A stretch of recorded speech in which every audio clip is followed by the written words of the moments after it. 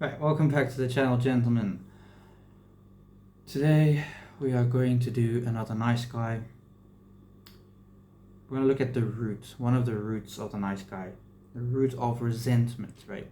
So I want to take a look at the root of resentment. What is at the root of resentment is covert contracts. Eliminate covert contracts. So have you ever helped someone, supported them, stayed quiet, and thought like, now they'll appreciate me, but they don't, and instead you feel hurt, you're angry, you're invisible? Like, have you ever had that?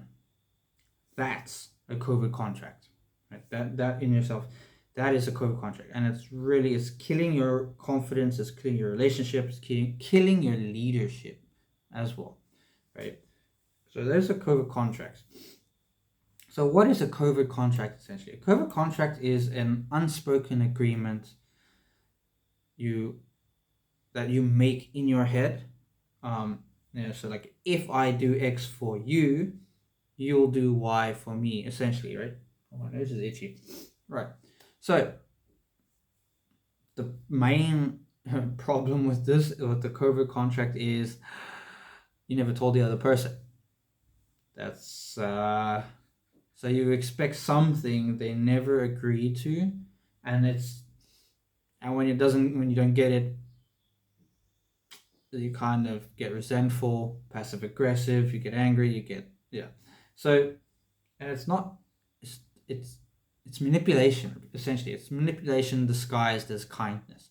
It's not really. So in this video, what I want to look at is covert contracts, what they look like in real life, why sabotage your self-worth in relationships, or why nice guys sabotage to yourself, and how to eliminate them, like how to lead with clean, direct power. Like that, I'm interested in that. So that's why I'll dive into this. Just like, so let's look at some real life examples. So in business, most guys, or nice guys, self-included, we over deliver. I mean, like, you over deliver in hopes of loyalty and praise, or praise. And I've done this like heavily. Like, I've invested a lot in order. It's like, okay, if I do this, they're gonna see me as loyal, or they're gonna praise me for this work. No, you just did your job. Great job, right? They're not even a great job, but yeah, great. Another way the covert contracts work is like, you avoid tough conversations. You avoid the tough conversations, and you're expecting results, right? You're expecting respect. Like when you avoid those. You beat around the bush. You use words, though, language that is not very clear. It's kind of winding around, going the back way, but you're expecting other people to respect you. Doesn't work. Also, the massive one for nice guys, right? So being the nice guy, right? If I'm a nice guy, she will want to have loads of sex with me, like all sorts of things. She's gonna want me all the time. No, that is the most stupidest. Well, it's just stupidest, but nice guy here. That doesn't work, right? That's just doesn't work. It's more like you become a doormat when you be the nice guy. The nice guy I'm talking about, right? So another one, chore play. This is, I don't know why guys do this, but doing chores or favors and expecting love and validation. Okay, I know why we do it. I mean, I did it as well, but I mean, when you see it for what it is, it's just becomes obvious, right? So doing the chores. Okay, so if I wash the dishes, she's gonna be happy, and like, maybe I get something tonight, or not necessarily in that sense, or it could be maybe if I do the dishes, then she's gonna praise me for that. Meanwhile, you did the dishes, great. That's how relationships work. One person does something, other does something else. So, excuse me. Don't go in it expecting with the COVID contract of you're gonna get something else, right? Because you're doing these favors for, and you're expecting love back. Or the biggest one. Honestly, not for me. It wasn't so much love. It was validation, right? Validation. I wanted validation. I'm doing the great thing. I'm on track. I'm doing all sorts of great things. I want your validation. Validate me, right? Look at me. I'm a good boy. Yeah. Another one in relationships, listening to problems just to get approval or attention. Still me. Listening to problems just to get approval or attention, right? So in relationships, the real life example is you will listen to all the problems and be there just so that she can approve of you, or you have some kind of attention. Not great. So why are they dangerous? Why are COVID contracts dangerous? I want to know, like, why. Okay. First thing, they destroy authenticity. There you go. One of my main things about this channel is authenticity. You're performing, right? You're performing. You're doing you're trying to just perform these things without actually connecting, without relating to them, without trying to have a deeper connection to it, right? Then they create resentment. Do they create resentment? They create a shit ton of resentment, right? Because you give and you give and you give, but it feels forced. It feels like I just have to keep giving. I give, but I never get anything back in return. And that's forced. It's not, you're not giving from a place of love, from openness. It's more of like, what can I get out of this? If I give this, I will get this back. In the Covert contract set. So that's dangerous. That creates massive resentment, passive aggressive behavior, right? Another one is you avoid truth, right? Because direct communication feels risky. You're scared of that because of the fear of rejection, fear of abandonment, right? All of that. So you avoid the truth. You tiptoe around. You walk on eggshells, as they say, around your wife. You don't say anything that could rock the boat. You always downplay yourself, try to upplay her, or because you avoid the truth. Even when you have arguments, you try to avoid it. And this, what all these combined, right? So all of these combined make you feel like a victim, but you're not. You're not, but they make you feel like a victim. And when others don't pay or don't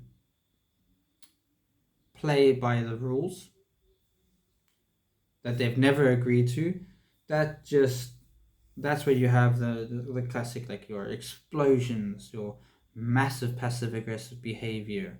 That's where you start doing stupid things like stepping out of the relationship, or those kinds of things. And that all comes from, well, one of the roots is the COVID contracts, and that's how they are dangerous. So how do we actually eliminate them? How do we kill this over time, obviously, but how do we kill this? It's not going to be a snap of your fingers done. So how to eliminate them? Step one, the massive one. Step one, spot the hidden agenda. In other words, become aware of these things. Become aware of your COVID contracts. So like, ask yourself, like, am I doing this with a secret expectation or with an unseen expectation, right? If yes, pause. Just, that's what you pause. Name the desire. There you go. That's massive, as it is. Awareness right there. Name the desire. Like, what is it that I'm wanting out of this relationship? That's all. Step number 2, own your honesty. What does that mean? Say it plainly. Like, I want X, and I'd like to ask for it directly, right? So I want you. I will do that. Like normally, you would say something like what's an example? Like if I want to wash the dishes, like I'll wash the dishes. If I wash the dishes, she will give me a massage. There we go. Kind of an example. Right. Well, own your needs honestly. Is go and like, ask for it directly. It's like hey babe, I would really like you to massage my back. Can you massage? Direct. Don't worry. If you're still gonna do the dishes, it's fine. But just don't do it with a covert contract, right? Just ask for what you want directly. Stop manipulating the situations. Stop trying to manipulate other people. Just start relating. Start understanding. I mean, everyone is the same, kind of. You can speak to them. Start relating and start being direct in what you want. They can reject, and that's fine. Be okay with rejection. Well, not I won't say be okay with rejection, but you got to learn to deal with it. You got to become comfortable with it. Start small things, but if they reject, that's fine. You started just the main goal is to start being direct in your communication, right?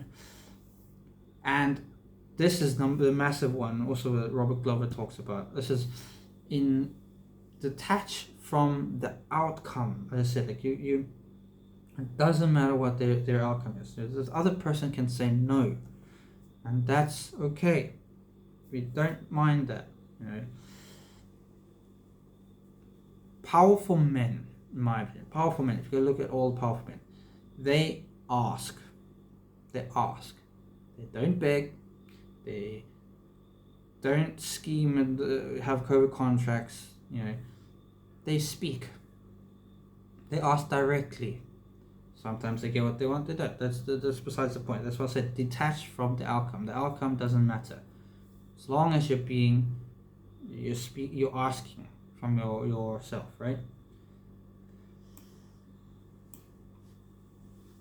So I've said already. Like there's many instances. I mean, like going out to eat. It's like, okay, well, if I take her to this fancy restaurant and we have a nice meal, she's gonna be happy for the rest of the evening.